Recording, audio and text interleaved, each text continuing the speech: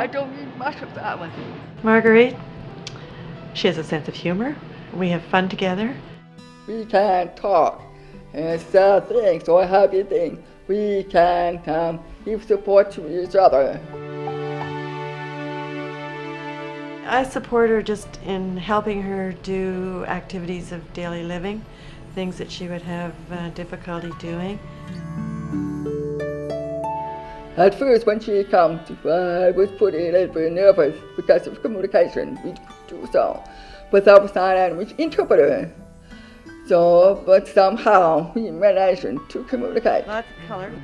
It's lots of beautiful colors. Yeah. My profession was physical and occupational therapy, and after I retired, I was looking for something in the community where I could give back in the healthcare field.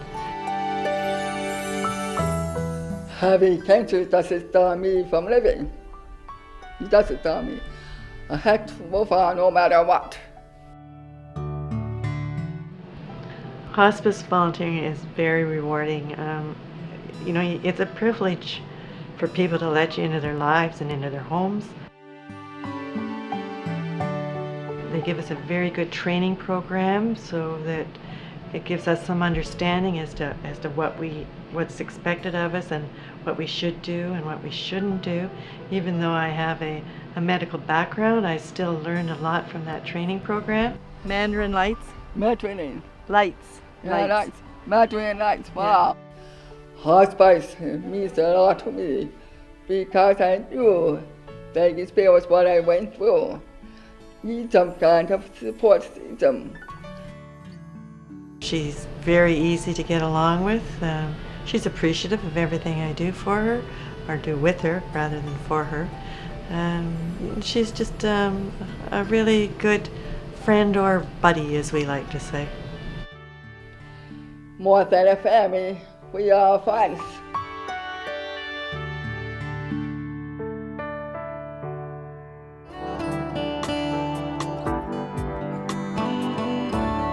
The longest patient that I had while I'd been working with hospice is a young man that I started to see him, I think, in around August, and he died in February. So approximately 9 months.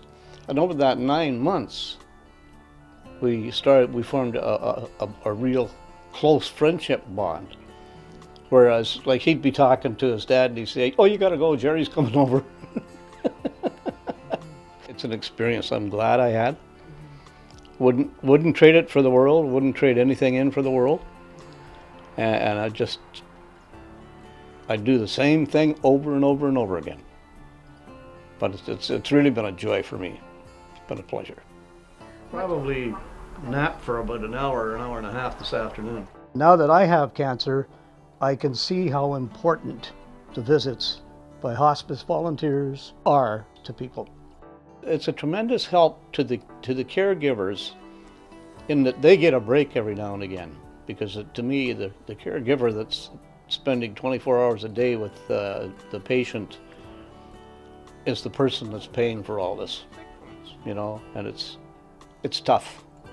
It's really tough. But the overall benefit is when you come home after you've let the primary caregiver go for an afternoon home and see how good they feel too. So then you feel just a little bit better.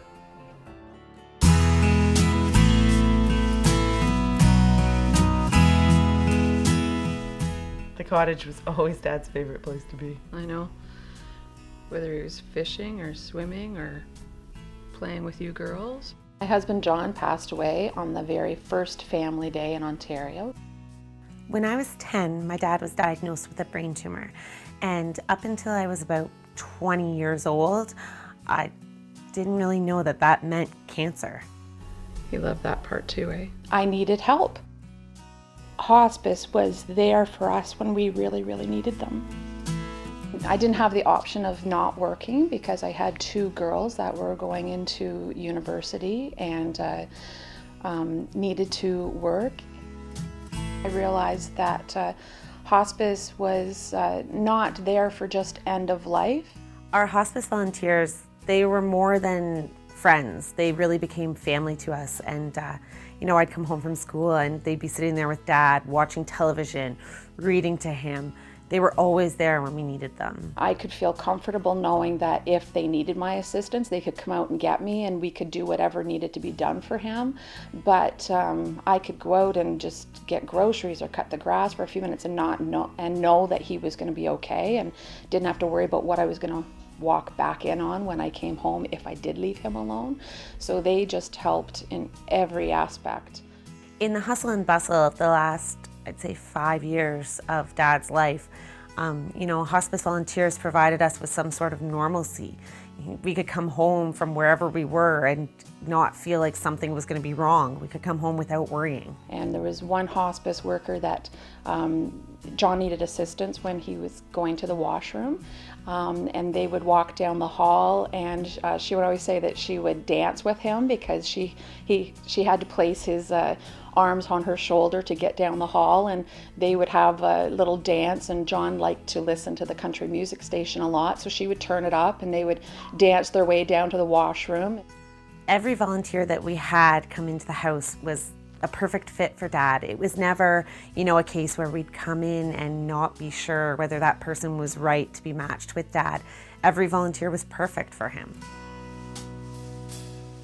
John all of a sudden one day took a turn for the worst, I guess, and we knew that it wasn't going to be long before he was going to leave us. And I remember I called hospice and said, okay, guess we're there, we're at end of life now. And within hours, there was a hospital bed here. There was oxygen tanks in a setting where John could be comfortable and we could still be with him. So we set the hospital bed up here in the living room. We had lots of chairs around for friends and family to be able to come and visit. And that's what it was like. It was like a revolving door of friends and family here. During the last few days of Dad's life, our hospice volunteer, they kept coming, but it was different. They came and they sat with my sister and I in the kitchen, and they would ask us how we were doing and what we had been up to and if there was anything they could do for us. So they weren't just there for Dad, they were there for all of us.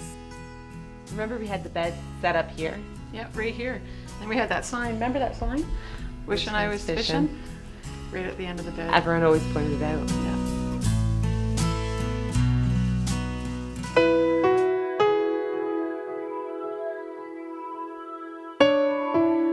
Today I'm visiting Simon. Simon now has ALS. When the hospice coordinator came to my home, suggested she knew a gentleman who might be suitable to come and see me.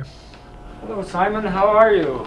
The upshot of it was she gave me the name, and that was Dean Pond. Well, I reacted to that at once because we had worked together. The constant care was taking its toll on his wife. She was getting very tired. Who was looking after me all the time, and we have no children or no relatives nearer than 500 miles away. Simon and I, we really have a lot in common, and I thought this would be a ideal situation for me to contribute to his well-being. And I think during our visits, that has proven to be more and more true. Oh, emphatically so. There we go. Now, I just want to get your head over here someplace. I would suggest to Simon that we wanted to accomplish at least 3 things during my visit. And he would always have a list of 3 things to do. Very seldom that we get to number 2 and 3, but we have fun doing number 1.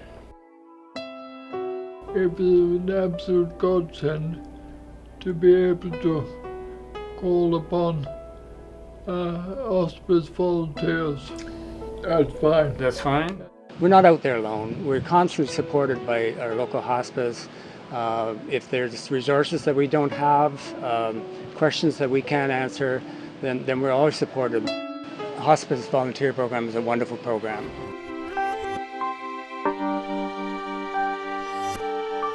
Hospice is a registered, non-profit, charitable organization.